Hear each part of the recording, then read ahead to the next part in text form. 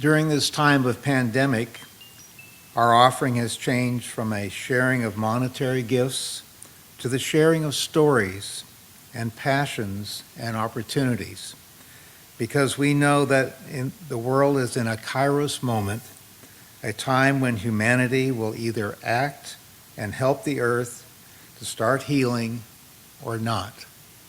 Today, Annie Koruga offers a word about our participation in the healing of creation's brokenness. I'm queer, and it's Queer Holy Month, also known as Pride Month. Thank you. I promise that does relate to what I'm going to say and the environment. Just give me a minute. So, I was asked to do a Kairos movement and serve in this way, and I chose June intentionally, partly because I thought it would be funny to wave a pride flag around in front of the congregation, and partly because I wanted to share some insightful points about minorities, my perspective on the environment, and our Kairos moment. So, one thing you might not know, many studies have proved this, but May 2021 paper by researchers at Yale demonstrated that queer people are at a unique and disproportionate risk for environmental-related harm. The researchers say that insufficient research has been done on this topic, which, no surprise, insufficient research is often done about marginalized communities. But the paper explains that this harm comes in a whole laundry list of ways. I'll give you a few examples, though know that there are many. 1, queer people are less likely to see a doctor for all conditions, including environmental-related ones. 1 in 6 queer people report that they put off going to a doctor because they are afraid of discrimination, and 33%, so a third of trans people, reported either being verbally harassed or refuse medical care due to their transness. So, of course, environmental-related medical problems, as all medical problems, are going to hit my community harder if a significant percentage of us either feel unwelcome in a medical setting or have faced discrimination in said setting. 2, queer people are often overlooked as a unique population with unique needs when it comes to planning for environmental disasters. This also happens in many ways. Oftentimes people who have HIV are looked over or stigmatized in stressful emergency medical settings, and queer people have HIV at a higher rate than cishet, so cisgender and heterosexual people.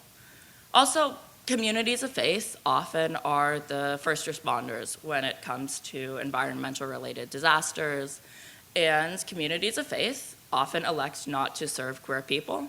I know that our church is different. I am very grateful that our church is different and is open and is accepting and puts a rainbow up on our slides and in front of our church. Thank you, Ministry of Property, or whoever did that.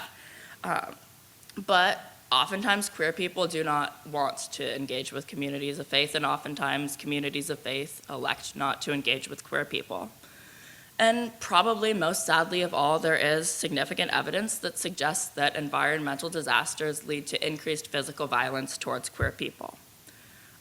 Also, there's the blatantly bigoted stuff. Remember when a bunch of religious leaders tried to pin Hurricane Katrina on queer people? Oops. Quite frankly, though, I wish that queer people could cause hurricanes. Like, think of the leverage we would have to get non-discrimination policy. Like, come on, Republicans, vote for non-discrimination policy or we're gonna destroy your house. They've tried to destroy our lives for decades, so I think probably a fair trade. Oops. 3, I know, bear with me, last one. Queer people are more likely to live in neighborhoods with increased risks of environmental hazards. We oftentimes just have less options when it comes to housing. We oftentimes have less money because of employment discrimination. Unemployment rates are about double for the queer community as opposed to cis-het people. And for trans people, that number is about 3 times what it is for cis-het people. Oftentimes, we're kicked out of our family homes very young. We don't have very many places to go. And remember that housing discrimination was not illegal federally until July 1st, 2020. That is not long enough ago. There are some historical factors too. After World War II, the Federal Housing Administration prioritized loans for married couples who proved that they were in a fit marriage. So queer people missed out on cheap loans and building generational wealth. And that leads to present-day harm. A study found that in Houston, Texas, census tracts with high populations of same-sex couples had between a 10 and 13% higher rate for respiratory cancer than average. I could go on and on. I do find these examples interesting. I hope that you do as well. And if you're really interested, I'm more than happy to send you the study. But these are facts that oftentimes non-marginalized people don't think about. And that's really my point. Before I read this paper, the conclusion that queer people are at a unique risk for environmental harm seemed pretty obvious to me.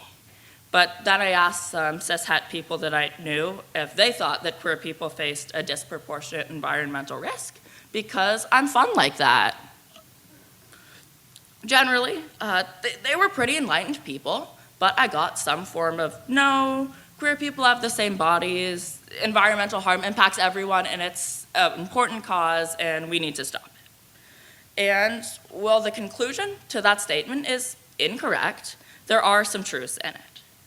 The differences that result in these outcomes are not biological. There is no inherent biological difference between a queer person and a non-queer person. Instead, these differences are structural and they're socioeconomic, but they are no less real. So I challenge you this Pride Month,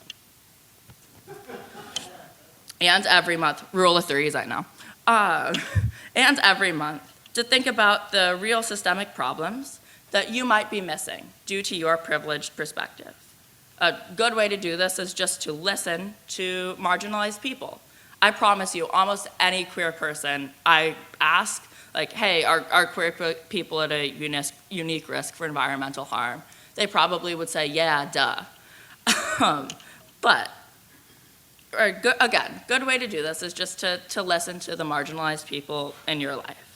Whether it's environmental harm or almost any other structural inequality, I almost guarantee you that marginalized people bear the brunt of the burden. And I almost guarantee you as well that those with the relevant privileges, myself 100% included, probably haven't thought about that nearly as much as we should. So let's start thinking about that a little more. Amen.